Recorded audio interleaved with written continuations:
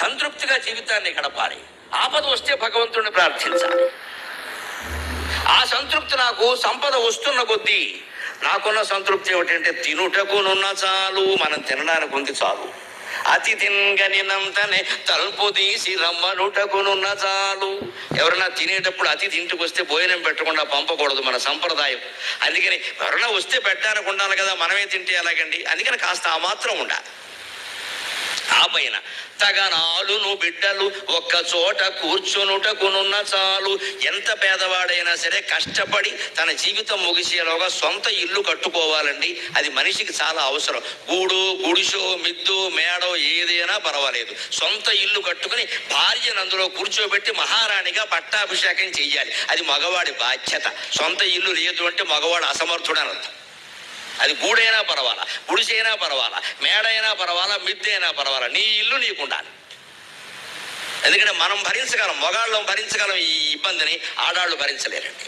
వాళ్ళకి చాలా నా ఇల్లు లేదు, నా ఇల్లు లేదు, ఊడిస్తే గొడవ, ఊడకపోతే గొడవ, కుళాయి తిప్పితే గొడవ, తిప్పకపోతే గొడవ, లైట్ వేస్తే గొడవ, వేయకపోతే గొడవ, చచ్చిపోతున్నాం ఇక్కడ.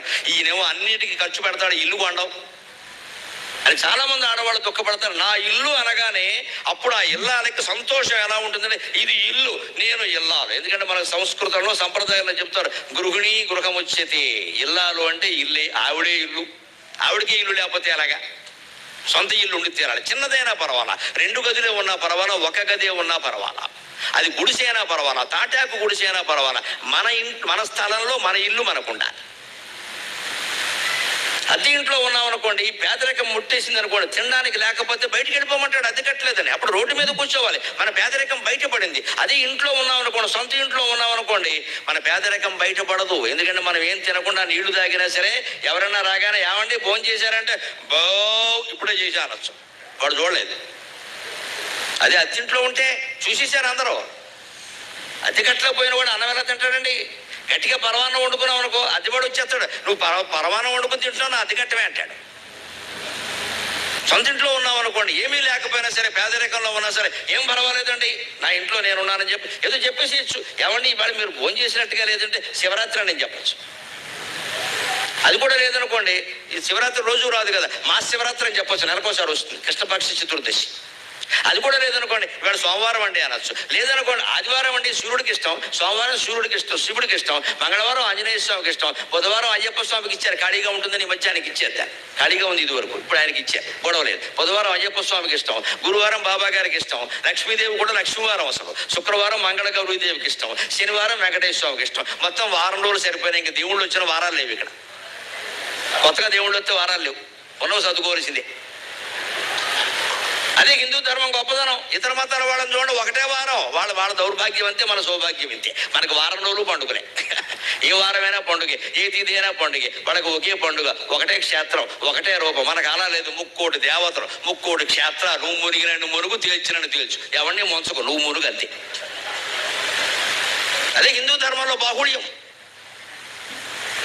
అందుకని సొంత ఇల్లు ఉండి తీరాలి ఖచ్చితంగా. ఎందుకంటే సొంత ఇల్లు ఉంటే మనం ఏదో చెప్పేస్తాం బాగుండదు. అందుకే తెలుగులో సామెత అండి, ఆ సామెత తెలుసుంటే అందరూ సుఖంగా బతకచ్చు. ఉంటే ఉగాది, లేకుంటే శివరాత్రి అన్నారు. ఎంత గొప్ప మాట. ఉంటే ఉగాది అంటే ఉగాది నాడు ఏం చేస్తాం మనం? పచ్చడి తింటాం. గమనించండి, ఉగాది నాడు పచ్చళ్ళు ఏముంటాయి? తీపి, కారం, ఉప్పు, పులుపు, చేదు, వగరు. 6 రుచులు ఉన్నాయంటే అర్థం ఏంటంటే ఆలోచించండి. ఉగాది నాడు ఈ పచ్చడి తినాలి, ఉగాది నాడు ఈ పచ్చడి ఏమైనా సెంటిమెంటా? లేదా తినకపోతే దేవతలు ఏమైనా చెప్పిస్తారా? పైగా ఉగాది పచ్చడి మీరు గమనించండి, దాంట్లో పచ్చడిని ఎందుకంటారో నాకు తెలియదు. అన్నంలో కలుపుకోరని ఎవడో, అన్నంలో కలుపుకోకుండా పచ్చడి ఏంటండి? అదే మాట. గోంగూర పచ్చడి కలుపుకోవా? చింతకాయ పచ్చడి కలుపుకోవా? వంకాయ పచ్చడి కలుపుకోవా? మరి ఉగాది పచ్చడి ఎవడో కలుపుకుంటే విచిత్రంగా చూస్తారు, అది కలుపుకుంటున్నాయి వీటిని. మరి కలుపుకోనప్పుడు పచ్చడి ఎలా అయింది? అదే ఆలోచించాలి. పరిశోధన అంటే అదే. అక్కడ సంస్కృతి బయటపడుతుంది. కలుపుకుందామా అంటే పచ్చడి కాదు, పచ్చడి అంటారు, కలుపుకోవడానికి వీలు లేదు. పోనీ ప్రసాదం అంటే కళ్ళకత్తుకొని తినడానికి వీళ్ళ. ఉగాది నాడు ఎవడో కళ్ళకత్తుకోడు, మామూలుగా తింటాడు. ఎందుకంటే ఉగాదికి దేవుడు లేడు. ఏ దేవుడి గుళ్ళకైనా మీరు వెళ్ళచ్చు. ఉగాదికి ప్రత్యేకంగా దేవుడు లేడు. శ్రీరామనవమికి దేవుడు వేరే, శివరాత్రికి దేవుడు వేరే, కృష్ణాష్టమికి దేవుడు వేరే, రథసప్తమికి దేవుడు వేరే. ఉగాదికి దేవుడు లేడండి, కాలమే దేవుడు. దేవుడే లేని పండుగ ప్రసాదం కాదు, పచ్చడి కాదు, అదేమిటో తెలియదా? ఖచ్చితంగా తింటావా? దీని ఉద్దేశం ఏమిటండి? ఆ 6 రుచులు, తీపి, కారం, ఉప్పు, పులుపు, చేదు, వగరు, నువ్వు రోజు తినే భోజనాల్లో ఉండేలా చూసుకో. ఆరోగ్యం బాగుండాలంటే షడ్రసోపేత భోజనం. ఖచ్చితంగా తీపిదోటి ఉండాలి, కారంతోటి ఉండాలి, ఉప్పుతోటి ఉండాలి, పులుపుతోటి ఉండాలి, చేదుతోటి ఉండాలి, వగరుతోటి ఉండాలి. 6 రుచులు ఏదో దాంట్లో ఉండాలి. కాకరకాయ కూర అప్పుడప్పుడైనా తినాలి. లేకపోతే నాకు నచ్చదు, చేదంటే కుదరదు. దానివల్ల చాలా ఉపయోగాలు ఉన్నాయి. ఒకసారి కాకరకాయ వేపుడు చేసుకుని తినాలి, ఓసారి కాకరకాయ బెల్లం వేసుకుని తినాలి, ఓసారి కాకరకాయ చేసి మధ్యలో శనగపిండి పెట్టాలి. నోరు ఊరుతోంది, ఇంక ప్రసంగం ఆపేయచ్చు. ఓసారి పులుసులో కాకరకాయ మొక్కలు వేసుకుని తినాలి, అందులో బెల్లం వేసుకోవాలి. బెల్లం వేసుకోకుండా పులుసు ఏంటండి? బెల్లం వేసుకోకుండా పులుసు ఏమిటండి? శోభనం లేని సంసారం లాగా. బెల్లం ఉండాలి పులుసు అంటే ఖచ్చితంగా. బెల్లం వేసుకోవాలి, నాకు నచ్చదనద్దు, బెల్లం ఉండాలి, పులుసులో బెల్లం ఉండాలి. అయితే ఉప్పు పులుపు కుదరదు, బెల్లం ఉండాలి. ఎందుకంటే ఈ ఉప్పుకి విరుగుడు. ఊరికే పెట్టలేదండి మన వాళ్ళు. ఈ షడ్రసోపేత భోజనం ప్రతిరోజు చేస్తే ఇవాళ మనం అనుకుంటున్న అనారోగ్యాలు ఏవి రావు. ఇవాళ కొందరు తీపి తినరు, కొందరు కారం తినరు, కొందరు అసలు భార్యాభర్త ఒకళ్ళొకళ్ళు కాల్చుకు తినడం తప్పితే ఇంకేం తినరు.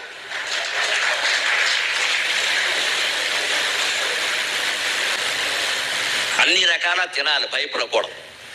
అప్పుడే జీవితం బాగుంటుంది. నేను చెప్పినట్టుగా ఆసుగా పద్యాలు చెబుతారు, అందరూ ఏమి ఇబ్బందులు, శుభ్రంగా తినాలి.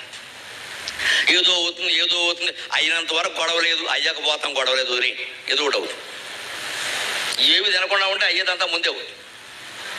అందుకే ఉగాది నాడు మీకు షడ్రసోపేత భోజనం. షడ్రసం ఎందుకంటే ఈ రుచులు రోజు నువ్వు చేసే భోజనంలో ఉండేలా చూసుకో. ఇంకో సులభమైన ఉపాయం చెబుతున్నా. ఈ 6 రుచులు ఉండేది ఒక పదార్థం ఉందండి, అది రాత్రిపూట పెట్టుకుంటే చాలు. అదే చారు. చారులో 6 ఉంటాయి. తీపి ఉంటుంది, బెల్లం వేస్తారు, కారం ఉంటుంది, పచ్చిమిరపకాయ ముక్క వేస్తారు, చేదు ఉంటుంది, ఇంగువ ఆవాలు వేస్తారు, వగరు ఉంటుంది, ఖచ్చితంగా జీలకర్ర వేస్తారు, ఉప్పు ఉంటుంది, ఉప్పు వేస్తారు, పులుపు ఉంటుంది, చింతపండు వేస్తారు. అందుకని రోజు చారు పెట్టుకుని రాత్రిపూట అన్నం తింటే 6 రుచులు తిన్నట్టే. ఏ పాషాణాలు తిన్నా అరిగిపోతాయి, చారుకు అంత శక్తి ఉంది. ఏమి తినకూడని పదార్థాలు, అజీర్ణ పదార్థాలు, కఠిన పదార్థాలు ఏం తిన్నా సరే చారు మాత్రం తింటే తాకూడదు. మళ్ళీ తినాలి, అన్నంలో వేసుకుని తినాలి.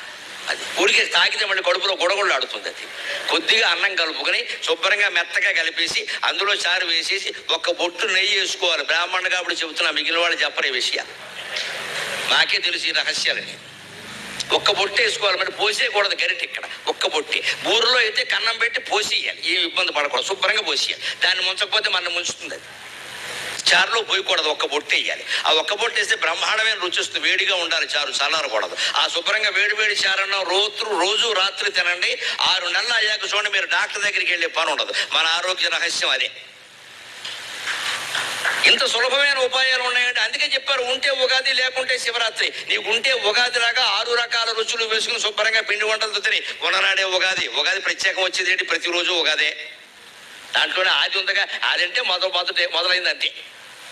లేకుంటే శివరాత్రి. ఒకవేళ పొరపాటుని దారిద్ర్యం కారణంగా అన్నం కూడా తినలేని పరిస్థితి ఉంటే ఎవరన్నా అడిగితే మేము పేదవాళ్ళమండి, కూటికి లేని వాళ్ళం, ఈ దరిద్రపు మాట మాట్లాడక. ఎవ్వరూ మాట్లాడరు. పూర్వం చదువురాని ఆడవాళ్ళు కూడా మేము దరిద్రులం, మేము పేదవాళ్ళం అని చెప్పేవాళ్ళు కాదు. మాదాకవళం తల్లి అని ఒకడు వచ్చాడు ఇంటికి. మాదాకవళం తల్లి అంటే ఆవిడ ఎందుకంటే మా ఆయన ఎక్కడైనా కనబడ్డాడు అందుట. అదేంటి? అదంతే తెలివి. తెలుగు మీడియం తెలివిది, ఇంగ్లీష్ మీడియం చెబితే ఉండదు ఇది. మాదాకవళం తల్లి అంటే మా ఆయన ఎక్కడైనా కనపడ్డాడంటే ఆయనది ఇదే డిపార్ట్మెంట్, అది విషయం, బయటికి వెళ్ళాడు. మాదాకవళం అంటే బిచ్చగాడు కదా. బిచ్చగాడు వచ్చి మాదాకవళం తల్లి అంటే ఆ ఇల్లాలు, అది బిచ్చగాడు భార్య. ఆవిడ ఆ విషయం చెప్పడం ఇష్టం లేక ఏమందంటే మా ఆయన ఎక్కడైనా కనపడ్డాడు ఆయన అంటే ఆయనది అదే డిపార్ట్మెంట్. ఒక విద్యార్థి కనపడకపోతే ఇంకో విద్యార్థిని అడుగుతాం. ఓ ఉపాధ్యాయుడు ఎన్ఎస్ మాస్టర్ కనపడకపోతే పిఎస్ మాస్టర్ అడుగుతాం. తెలుగు మాస్టర్ని అడగం. ఇద్దరు జంటకవు, ఎన్ఎస్ పిఎస్. పెద్ద తెలుగు చిన్న తెలుగు లెక్క కదా అది. అందుకే బయాలజీ, బాటనీ, జువాలజీ, ఇద్దరు లెక్చరర్లు. బాటనీ మాస్టర్ పక్కనే జువాలజీ అని కూర్చుంటాడు. ఈయన సిగరెట్ ఆయన సిగరెట్ కలుసుకుంటారు. లెక్కని కాంబినేషన్ జోడీగా ఉంటారు పక్కన ఇక్కడ. అందుకని అలాగ ఒక విద్యార్థి కనపడపోతే ఇంకో విద్యార్థిని అడిగినట్టే, ఒక ఉపాధ్యాయుడు కనపడపోతే ఇంకో ఉపాధ్యాయుడిని అడిగినట్టే, ఓ బెచ్చగాడు కనపడపోతే ఇంకో బెచ్చగాడిని అడుగుతావు నీకు ఏమైనా కనపడ్డాడని. అందుకని మాదాకవళం తల్లి అనగానే మా ఆయన ఎక్కడైనా కనపడ్డాడు అది. వాడికి అర్థమైపోయింది వాడి భాష. అయ్యి బాబు వీళ్ళైనా ఇది పని అనమాట, పొరపాట్లు వచ్చారు ఇక్కడికి అని. పోన్లే అమ్మా నేను చెప్తానమ్మా, జాగ్రత్తగా చేసుకోమ్మా, కాపురం చెల్లెమ్మా ఎలా చేసుకుంటున్నావు అని చెప్పేసి నేను చెప్తానులే, పక్క వీధిలో ఉన్నాడేమో అన్నాడు. ఎందుకంటే ఈ వీధిలోనే ఉండగా వాడి ఇల్లు ఉంది కదా, అక్కడ ఎందుకు ఉంటాడు. దానివల్ల ఆ ఇల్లానికి 2 ప్రయోజనాలు. ఒకటి, వాడు వెళ్ళిపోయాడు. 2, మళ్ళీ ఎప్పుడూ రాడు. బెచ్చగాడి ఇంటికి బెచ్చగాడు వస్తాడా? ఎందుకంటే ఓ కలెక్టర్ గారు ఇంటి ముందు కలెక్టర్ని బోర్డు ఎడతాడు, ఓ సహస్రావధాన నా బోర్డు గారు సహస్రావధాని అని బోర్డు ఎడతాడు, ఓ డాక్టర్ గారు డాక్టర్ని బోర్డు ఎడతాడు. కానీ బిచ్చగాడు అని బోర్డు పెట్టడుగా, బాగుండదు, పెట్టడు, మరి తెలియదు. అందుకని వస్తాడు. రాకుండా ఉండాలంటే ఇదే ఉపాయం. అంటే ఆ ఇల్లాలు ఎంత తెలివైందో చూడండి. బిచ్చగాడు భార్య అయి ఉండి కూడా నేను బిచ్చగాడు భార్యనని కానీ పేదరికమని కానీ దరిద్రమని కానీ మాట్లాడలేదండి. చాలా తెలివిగా మాట్లాడింది. మా ఆయన ఎక్కడైనా కనపడ్డంటే వాడికి విషయం అర్థమైపోయింది కదమ్మా. మన మాటల్లో ఆ తెలివితేటలు ఉండాలి. అందరి ముందు బోళా మనిషిలాగా ఏడవకూడదు, కూర్చొని అక్కడ గంభీరంగా ఉండాలి. అవసరమైన వాడికి మన కష్టం చెబుతాం. మన కష్టాలన్నీ కనకదుర్గాదేవికి చెప్పుకుందామండి, విజయదుర్గాదేవికి. మానవులకు చెప్పుకునే కర్మ మనకేమిటండి అసలు? అమ్మవారికి చెప్పుకోవాలి. ఎంతమందికి మానవులకు చెబుతామండి? అందుకని ఖచ్చితంగా సొంత ఇల్లు ఉండాలి. మన దారిద్ర్యం బయటపడకుండా ఉండాలంటే, ఉగాదిలాగా శివరాత్రిలాగా కృష్ణాష్టమిలాగా ఆనందంగా గడపాలంటే సొంత ఇల్లు ఉండాలి ఖచ్చితంగా. అది ఇక ఆ తర్వాత జీవితం ఎలా ఉండాలి? తినుటకునున్న చాలు అతి తినగనంతన తలుపు తీసి రమ్మనుటకునున్న చాలు ఒక్కగనాలును బిడ్డలు ఒక్క చోట కూర్చునుటకునున్న చాలు ఆ పైన పెడచూపులు చూడక మంచి పేరుతో మనుటకునున్న చాలు. ఇది చాలా గమనించాల్సిన విషయం. తినడానికి తిండి ఉన్నాక, నలుగురికి పెట్టే ఓపిక ఉన్నాక, సొంత ఇల్లు ఉన్నాక ఇంకా వంకర వేషాలు వేయకూడదు. పెడచూపులు అంటే అవి ఇలా అత్తమాను ఇంట్లో ఏం కూర్చుంటాం, ఒక లబ్బోడి పెడదాం అని వీళ్ళిద్దరు కలిసి సంఘం పెడతారు ఇక్కడ పని లేక. ఇంక దాంట్లో ఏదో కార్యక్రమాలు అన్నాం, హడావుడు అన్నాం, ఆదివారం ఉన్నాం, సోమవారం ఉన్నాం, 10 మందిని చేరడం, ఈ ఇళ్ళాలు గొళ్ళు మండిది ఇంటే అని ఎప్పుడు ఇంట్లో ఉండడం మానేశాడు. ఏమన్నా అంటే ఆ సంఘం అంటాడు, ఆఫీస్ అంటాడు, రాజకీయం అంటాడు, ప్రోగ్రామ్ అంటాడు, వెళ్ళిపోతాడు. ఈవిడికి వంట ఎత్తిపోతుంది. అయిపోయింది. భార్యాభర్తలు అనుబంధం దెబ్బతినిపోయింది. ఎందుకు ఇంట్లో కూర్చోకుండా నీకు సంఘం దేనికి, ఆఫీస్ దేనికి, కార్యకలాపాలు దేనికి? రిటైర్ అయిపోయాం కదా, రామకృష్ణ అనుకోవచ్చు కదా, భాగవతం చదువుకోవచ్చు. లేదండి, మళ్ళీ కొత్తగా ప్రైవేట్ కాలేజీలో చేరిపోతాడు. ఇదో దరిద్రం అంటారు. అయిపోయింది, ఊరుకోరాదా? మళ్ళీ ప్రైవేట్ కాలేజీ దేనికి? ఎంతకాలం సంపాదిస్తాం? భగవంతుడు రిటైర్ చేసాడు, 60 ఏళ్ళు వచ్చి తీసేసారు, అయిపోయింది. ఇక ఇంట్లో కూర్చోవాలి. ఓ పక్క పెన్షన్ తీసుకుంటూ మళ్ళీ ప్రైవేట్ కాలేజీలకు వెళ్ళిపోతే గుండెపోటు రాదా పాఠాలు చెప్పేసి? ఎంత ఒత్తిడిది. ఇదే మనిషికి ఉండాల్సింది. పెడసూపులు చూడక ఇంకా నాకు ఆర్థికంగా ఇబ్బంది లేదు, నేను వేరే సంపాదించను, అలాగే నా భార్య తప్ప నా భర్త తప్ప నాకు వేరే ప్రపంచం లేదు, ఇంట్లో ఉంటాను హాయిగా, పిల్లల జాగ్రత్తలు చూసుకుంటాను హాయిగా అని ఉండగలిగితే మంచి పేరుతో మనుటకునున్న చాలు అభిమానములన్ విడనాడబోకుడి. స్వాభిమానాన్ని విడనాడకుండా హాయిగా బతకచ్చండి. ఇంతకంటే ఎక్కువ సంపాదించిన వాళ్ళు, రాజకీయాల్లో బ్రహ్మాండంగా రాణించిన వాళ్ళు, రాష్ట్రాలు పాలించిన వాళ్ళు, దేశాలు పాలించిన వాళ్ళు, ప్రపంచాధినేతలుగా పాలించిన వాళ్ళు ఏమైనా సుఖపడ్డారా?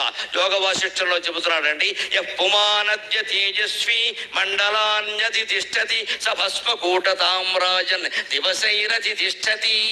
ఎవడు నిన్నటి వరకు ఈ దేశం అంతా నాదే, ఈ రాష్ట్రం అంతా నాదే, ఈ రాజ్యం అంతా నాదే అని బ్రహ్మాండంగా నేనే నేనే నేనే అన్నాడో వాడి గతి ఇవాళ చూడవయ్యా, శ్మశానంలో బూడిదైపోయాడు అన్నాడు. ఎంత మండలాలు పరిపాలించినా, ఎంత రాజ్యం పరిపాలించినా బూడిద అవ్వాల్సిందే కాదా? కనీసం పూర్తికాలం ఉంటారంటే పూర్వకాలం రాజులైతే ఎన్నేళ్లు బతుకుంటే అన్నాళ్ళు రాజ్యం చేసేవారు. ఇప్పుడు రాజకీయ నాయకులకు ఆ యోగం కూడా లేదు. 5 ఏళ్లకు దిగిపోవలసిందే, తిరుగులేదు. ఆ 5 ఏళ్ళు కూడా పూర్తిగా ఉంటామో లేదో తెలియదు. ఎవడైనా అవిశ్వాస తీర్మానం పెట్టాడంటే మన పని అయిపోయినట్టే. వాడిని పిలవడం, వీడిని పిలవడం, అక్కడి నుంచి హోటల్లో దాచడం, రిసార్ట్లో దాచడం, టీ పై కింద దాచడం, ఇదే దరిద్రం. ఇంకా ఎందుకంటే ఎక్కడ జారిపోతాం. ఇంత బెంగ మనకెవరికీ లేదు కదండి. మనకెందుకండి అవన్నీ పదవులు పనిలేక? అందులో చేరమంటే అన్ని బెంగే ఖచ్చితంగా. అందుకని నాకు ఎంతో దేశాన్ని గురించిన తపన ఉన్నప్పటికీ రాజకీయాల్లో చేరలా. నేను చెప్పదలుచుకున్నవన్నీ ఇక్కడే చెబితే మీలో మార్పు వస్తే, ఓటు వెయ్యవలసిన వాళ్ళకి వేస్తే సమాజంలో మార్పు ఖచ్చితంగా వస్తుందండి. ఓటు వేసి తీరాలి, వెయ్యాలి అనుకున్న వాడికి వెయ్యాలి ఖచ్చితంగా. గెలిచేవాడికి వెయ్యడం కాదు, ఎవడు మంచివాడో వాడికి వెయ్యాలి, ఉన్నంతలో మంచివాడికి వెయ్యాలి. అందరూ పనికి మాలిన వాళ్ళే అంటే అవకాశం ఉంది, నోటాకి వేసి పారేయాలి. మన అభిప్రాయాన్ని స్పష్టంగా తెలియజేయాలి. అందుకే నేను కొన్ని వేల మంది నా ప్రసంగాలు వింటున్నారు, నాకు రాజకీయాలు దేనికి అనుకున్నాను. ఎందుకంటే నేనే కనుక రాజకీయాల్లో చేరాను అనుకో, ఇంక ఇప్పుడు సునీల్ గారిని తీసుకుని నేను మొత్తం గూడూరంతా తిరగాలి ఓట్ల కోసం. ఇంటింటికి వెళ్ళి బాబు నాకు ఓటేయండి, బాబు నాకు ఓటేయండి అంటే అంటారంతే, వెళ్ళిపోతారు. అక్కడ దండం ఎవడు పెడతాడో నేనే పెడుతుంటే మీకు. మహారాజులా సరస్వతి పుత్రులా నాకు జీవితం గడిచిపోతుంటే నాకు దేనికండి పని లేక? నా తపస్సుతో, నా పద్యాలతో, నా మాటలతో దేశాన్ని మార్చగలనే నమ్మకం నాకుందమ్మా. 20 ఏళ్లుగా చేస్తున్నా. భగవంతుడు ఆయుర్దాయం ఇచ్చినంత వరకు ఆ ప్రయత్నం చేస్తా ఖచ్చితంగా. నాకు ఆ నమ్మకం ఉంది. ఎంతమంది మారినా మంచిదే, 10 మంది మారినా మంచిదే, ఒక్కడు మారినా మంచిది. వేదాంతం అంత పటిష్టమైంది. వేదాంతం అంటే ఏదో 70 ఏళ్ళు వచ్చాక 80 ఏళ్ళు వచ్చాక గోడకి జారబడి కాలక్షేపానికి వినే వ్యవహారం కాదండి. ఆధ్యాత్మిక ఉపన్యాసాలంటే ఇంతవరకు మీరు ఎలా చూశారు? చాలా మంది మనం ఎవరైనా ఎలా చూసామంటే ఏదో కార్తీక మాసంలో కూర్చుని ఆ పురాణం వింటే పుణ్యం. ఏటు వింటావమ్మా? ఎంతకాలం వింటావు పురాణం? కార్తీక మాసం పురాణం వింటావా? అంతే. అందుకనే వేదాంతం ఏమిటుంది ఆ పురాణంలో? ఏమొచ్చింది నీకు ఆ పురాణం వింటే? మాఘం స్నానం, మాఘంలో స్నానం, కార్తీకంలో దీపం, ఇంతేనా? లేకపోతే 10,000 దీపాలు పెట్టేద్దాం, 1,00,000 దీపాలు పెట్టేద్దాం, 1,00,000 దీపాలు పెట్టేద్దాం, మొత్తం ఇంకా ఓవర్గా దీపాలు పెట్టే, ఏదో ఒకటి అంటుకునే వరకు పెట్టి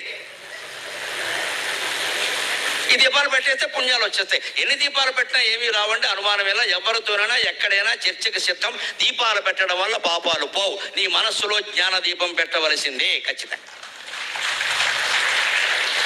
నీ మనస్సులో జ్ఞానదీపం పెట్టవలసింది. ఎందుకు అజ్ఞానంలో ఉంటారు అంటే సంస్కృతం రాక, విషయం తెలియక. ఇందాక మేము దీపారాధన చేస్తుంటే చదివిన శ్లోకం ఏమిటో తెలుసా? పురోహితులు ఎవరైనా అదే చదువుతారు ఖచ్చితంగా. సాధ్యం త్రివర్తి సంయుక్తం వన్హినా యోజితం ప్రియం కృకాణ మంగళం దీపం త్రైలోక్యతిమిరాపకం. దీపం ఎలా పెట్టాలో, ఎందుకు పెట్టాలో, అంతిమంగా దీపం ద్వారా దేన్ని సాధించాలో చెప్పాడు. ఇంత వెలుగు ఉన్న చోట ఈ దీపం దేనికండి? ఈ దీపం వల్ల ఏమైనా వెలుగు వచ్చిందా? మీరు ఆలోచించండి. ఇన్ని దీపాలు ఉన్న చోట ఇది ఎందుకండి? సెంటిమెంట్ అయిపోయింది కదా. పూర్వం ఇవేవీ లేవు, అన్ని మట్టిళ్ళే ఉండేవి, పల్లెటూళ్ళలో ఉండేవారు. దీపం పెట్టకుండా ఏ పని చేయలేరు. అందుకని దీపం పెట్టాక పనులు చేసుకోవడం అలవాటైంది. అది ఒక సంప్రదాయంగా వచ్చింది. కాబట్టి ఏ పని చేసినా మనం దీపం పెడుతున్నాం. దాన్ని సంప్రదాయం అంటారు. సంప్రదాయానికి ఎప్పుడు అసలర్థాలు చెప్పుకోకపోతే సెంటిమెంట్ అయిపోతాయి. ఇంకా అక్కడి నుంచి ఏం చేస్తారు? హారతి తిప్పిన పళ్ళెంతో దీపం పెట్టచ్చా? అగ్గిపెట్టితో దీపం పెట్టచ్చా? కొవ్వొత్తుతో దీపం వేలు అంటించుకుని వేలుతో పెట్టు, దీపం తెలుస్తుంది. అసలు ఇదేం అజ్ఞానం అండి? దీంతో పెట్టచ్చా, దాంతో పెట్టచ్చా? అగ్గిపెట్టెతో దీపం పెట్టండమా? పాపం వస్తే గరికిపాటి నరసింహారావుకి ఇచ్చేయండి. దయచేసి పిచ్చి నమ్మకాలు విడిచిపెట్టండి. అగ్గిపెట్టె పాపమేం కాదు. అగ్గిపెట్టె కనిపెట్టిన వాడు కూడా మనిషి, వాడు అమ్మవారికి సంతానమే. అగ్గిపెట్టె అపవిత్రం ఎలా అవుతుందండి? ఎవడో సిగరెట్లు కాలిస్తే అగ్గిపెట్టె అపవిత్రం అమ్మ. వాడు సిగరెట్లు కాల్చిన తాను దీపం కూడా వెలిగిస్తాడు కదా, వాడు ఎప్పుడు అగ్గిపెట్టె అందుకే వాడతాడా? ఆ అగ్గిపెట్టే తీసుకోవాలా? ఇదేం అజ్ఞానం అండి? ఇదేం అజ్ఞానం? దానికోసం ఓ పెద్ద కడ్డి, ఓ పెద్ద పుల్ల, ఓ పెద్ద హడావిడి, కొంపలు అంటుకుపోయా అగ్గిపెట్టితో పెడితే. అవి ప్రతిదానికి సెంటిమెంట్. దానికోసం ఇక్కడ చేసే దీపారాధన కంటే ముందే 4 దీపాలు వెలిగించాలి. ఈ దీపారాధన ఏమిటిది? మొత్తం సెంటిమెంట్ అయిపోయింది అంతే. అసలు ఇంత వెలుగులో దీపం ఎందుకండి? సాధ్యం నూనె వేయి లేదా నెయ్యి వేయి, ఎందుకంటే వెలగాలి కాబట్టి. త్రివర్తి సంయుక్తం. చాలా మందికి సందేహం, ఏమండి 2 ఒత్తులు పెట్టాలండి, 3 ఒత్తులు పెట్టాలండి? నేను వితంతువునండి, 2 ఒత్తులు అండి, 3 ఒత్తులు అంటే వితంతువు కొన్నొత్తులు, సతంతువు కొన్నొత్తులు, విడాకులకి 4 ఒత్తులు ఉంటాయా? మరి వితంతువుకు ఒత్తు తేడా ఉంటే విడాకులకు వేరే ఉండాలి కదా. ఎలా ఉంటుందండి? త్రివర్తి సంయుక్తం. 3 ఒత్తులు, 3 పోగులు కలిపి పేనితే ఒత్తు అవుతుంది. ఎందుకు అంటే దృఢంగా ఉండడానికి. అంతకంటే మహిమ మాయ ఏం లేదు అందులో. పిచ్చితనం విడిచిపెట్టాలి. 3 పోగులు కలిపితే పైగా అది ఇలా పేలుతారండి, గుండ్రంగా ఇలా పేలుతారు. ఎందుకంటే నీరు ఎప్పుడు పల్ల మెరుగు, పల్లానికి ఎడుతుంది. నూనె అండి ఇలా ఒడిపెట్టి చేస్తే నూనె ఇలాగ వలయాకారంలో ప్రవహిస్తుంది. నూనె లక్షణం అది. నూనె జారుతుంది. నీరు జారడం వేరు, నూనె జారడం వేరు. అందుకని దీపం సక్రమంగా వెలగాలంటే 3 పోగులు ఒత్తు చేసి దాన్ని ఇలా తిప్పాలండి. ఇలా నలిపితే తిరుగుతున్నాడు ఖచ్చితంగా. అప్పుడు మీరు నూనెలో పెడితే వెలుగు. త్రివర్తి సంయుక్తం. ఎందుకు 3 ఒత్తులు తెలుసా? ఒత్తులు లెక్క కాదమ్మా. మీరు పొరపాట్లు 2 పెట్టినా 4 పెట్టినా ఏమీ కాదు, కంగారు పడకండి. 3 ఒత్తులు ఎందుకు అంటే ఒత్తి అంటే గుణం. 1 సత్వ గుణం, 2 రజో గుణం, 3 తమో గుణం. ఈ త్రిగుణాలు నీలో ఉన్నాయా? బద్ధకం ఉంది, ఆలస్యం ఉంది, క్రౌర్యం ఉంది, హింస ఉంది, ఇది తమో గుణం. పోటీ పడ్డ ఉంది, రాజకీయాలు ఉన్నాయి, కక్షలు ఉన్నాయి, కార్పణ్యాలు ఉన్నాయి, అది రజోగుణం. శాంతగుణం, సత్వగుణం. ఇప్పుడు మనం అంతా కూర్చుని ప్రవచనం వింటున్నాం, సత్వగుణం ఇది కూడా ఉంది. కానీ ఇందులోనే ఏమిటంటే నేను ఎప్పుడు ప్రవచనం విన్నా సరే ముందే కూర్చుంటా, నాకు ముందు సీట్ అలా అట్టి పెడతారు. దీనే సాత్విక అహంకారం అంట. నువ్వు ముందు కూర్చున్నా వెనక కూర్చున్నా విన్నావా లేదా అని ముఖ్యం అంతే. ఈ సెంటిమెంట్లు ముఖ్యం కాదు. ఇక్కడ సాత్వికత అహంకారానికి దారి తీయకూడదు. మళ్ళీ కూడా నేను ఎప్పుడు ఈ గురువు గారి ప్రవచనాలే వింటా, ఇంకెవరివి వినను. ఆ 2వ మాట అక్కర్లేదండి. ఇంకెవరు విన్నా తప్పేం లేదు. ఒక్కడే చెప్పక్కల్లా, 10 మంది చెప్పచ్చు, 10 మంది వినొచ్చు. ఏది మంచో మీరు నిర్ణయించుకోవాలి, మేము నిర్ణయించకూడదమ్మా ఖచ్చితంగా. ఇంకెవరు విన్నామని శపథం చేయక్కర్లేదు. ఆ మాటకు మేము ఎప్పుడు సంతోషించమండి. నా దగ్గర కూడా అంటారు సార్, మేము మీవే వింటాం అని ఊరుకోరండి. మీవి వింటాం, ఆ మాట చాలు నాకు. మీవే అనక్కల్లా, పర్వాదం వెళ్ళా, 10 మంది వినొచ్చు. ఇంకెవరివి వినం అనక్కల్లా. మీరు ఎవరివి విన్నా నాకు ఆనందమే. మొత్తం మీద దేశం బాగుపడ్డం కావాలి. నేను ఒక్కడిని చేయగలనా?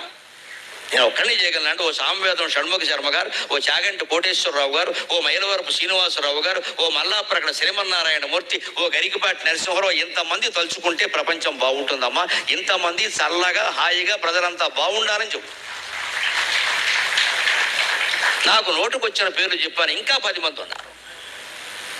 వినాలి. ఇంకా ఈ రంగంలోకి ఇంకా యువకులు రావాలి, యువతులు రావాలి, నేర్చుకుని రావాలి. అవసరం ఉంది. ఇది ఇన్ని వేల మంది ఈ మాటల కోసం ఉన్నారంటే ఎంత గొప్ప పని ఇది. ఎంతమంది రావాలి? ఇది ఒక విద్య. దీనికి ఆకట్టుకునే శక్తి ఉండాలి. ఊరికే పురాణం చదివేస్తే కుదరదు ఇక్కడ. అందుకని అదే ధోరణి. సరిగ్గా ఇగో రజోగుణం, సత్వగుణం. సత్వగుణం అహంకారం కాకూడదు, అలాగే చాదస్తం కూడా కాకూడదు. ప్రవచనాలు వినడం, దీపారాధన చేయడం, పూజ చేయడం అన్ని సత్వగుణమే. కానీ మనకి ఏది పట్టేస్తుందంటే గంట ముందు కొట్టాలా వెనక్కి కొట్టాలా, వినపడేలా కొట్టమ్మా, ఏదైనా ఒకటే. ఎడం చేత్తో కొట్టాలా కుడి చేత్తో, నెత్తి మీద ఎట్టు కొట్టుకో శని వదిలిపోతాం. మా ఇంట్లో కొబ్బరికాయ 2 ముక్కలు అవ్వలేదు, 3 ముక్కలు అయింది, మా 36 ముక్కలు అవుతుంది, పచ్చడి చేసుకో. కొబ్బరికాయను బట్టి నీ జీవితం ఉండదు. అంత దరిద్రం కాదండి మన జీవితం. కొబ్బరికాయ పగలడం అనేది మన జీవితాన్ని నిర్ణయిస్తే మనం మనుషులమేనా అసలు? మనం అంత బానిసల వాడిని, మనకేం తెలియదా? కొబ్బరికాయ 2 ముక్కలు 3 ముక్కలు బట్టి సంసారం ఉంటుందా అండి? అర్థం ఉందా దానికి ఏదైనా?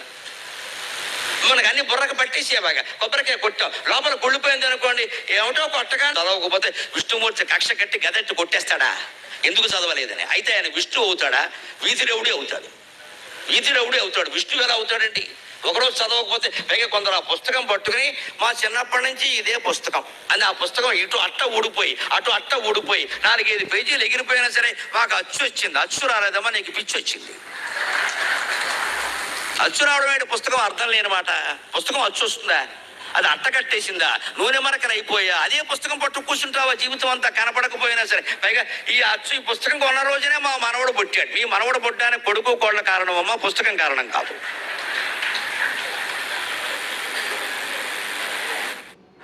नमस्कार पार्टनर्स, तो आज हम आपको बताएंगे क्यों पोर्टर काम करने के लिए है बेस्ट प्लेटफॉर्म। कोళ్ళ కారణం అమ్మా, పుస్తకం కారణం కాదు.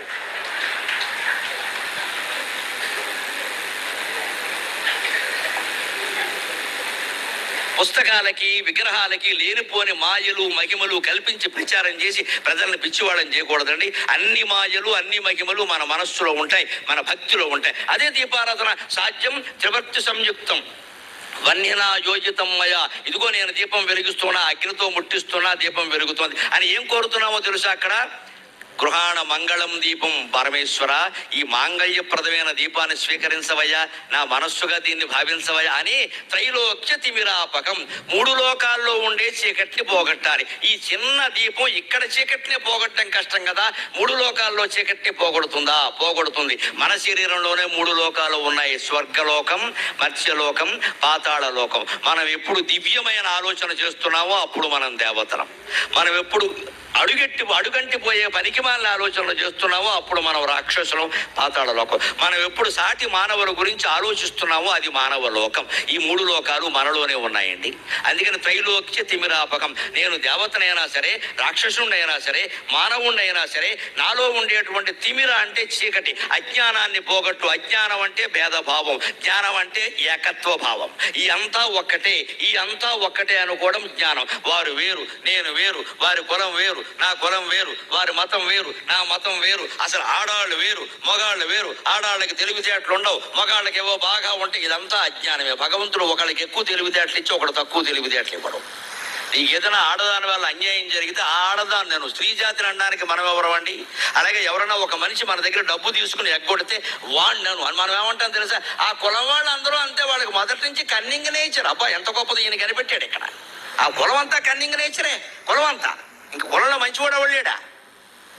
ఎలా అంటారండి? వెంటనే వాడికి పౌరుషం వస్తుంది. ఆ వీళ్ళ కులమా, నాకు అప్పదేటి, అడుక్కు తినే కులం అంటాడు వెంటనే. అయిపోయింది మొత్తం. కుల భేదాలు వచ్చాయి, గొడవలు వచ్చాయి. ఎవరు బాగుపడ్డారండి? ఒక మనిషి చేసిన నేరానికి కులాన్నంతటిని ఎలా అంటామండి అసలు మనం? గూడూరులో ఒక మనిషి తప్పు చేస్తే ఆ మనిషిని అలా కానీ గూడూరు వాళ్ళు అందరూ ఇంతే. అందుకే సింహపురి ఎక్స్ప్రెస్ ఎక్కడ నేను గూడూరు మీద కోపంతో సింహపురి ఎక్కడ మానేస్తాడా? వెనక సామెత చెబుతారు పల్లెటూళ్ళు, చెరువు మీద కోపంతో ఏదో మానేసేట. ఎవరికి నష్టం? చెరువుకి నష్టం అంటే వాడికే నష్టం. చెరువు మీద కోపం వచ్చి ఏదో కార్యక్రమం మానేసేట. మానేస్తే ఎవరికి నష్టం? చెరువుకే నష్టం, లేదు వాడికే నష్టం. గూడూరు మీద కోపం వచ్చి సింహపురి ఎక్కడ మానేస్తావా? నీకే నష్టం, నీకే నష్టం, రైలుకే నష్టం. ఇది దీపం అండి. ఆ దీపం పెట్టిన చోట మీరు చూడండి, మనలో ఉండే అజ్ఞానాన్ని పోగొట్టాలి, జ్ఞాన దీపం పెట్టాలి తప్ప కార్తీక మాసం కాదు కదా. ఏ నెల అయినా సరే లక్షల దీపాలు పెట్టినా ఏ పుణ్యాలు మోక్షాలు రావండి. అది ప్రతీక, అది స్ఫూర్తి. ఇంగ్లీష్లో కూడా చెబుతా, it's a symbol, it's just a symbol. దీపం అనేది ఒక సింబల్, ఒక ప్రతీక. అది దాని అర్థం తెలుసుకుని మనం జీవితంలో ఆచరిస్తేనే నిత్య జీవితంలో వేదాంతం అనేది మిగులుతుంది ఖచ్చితంగా.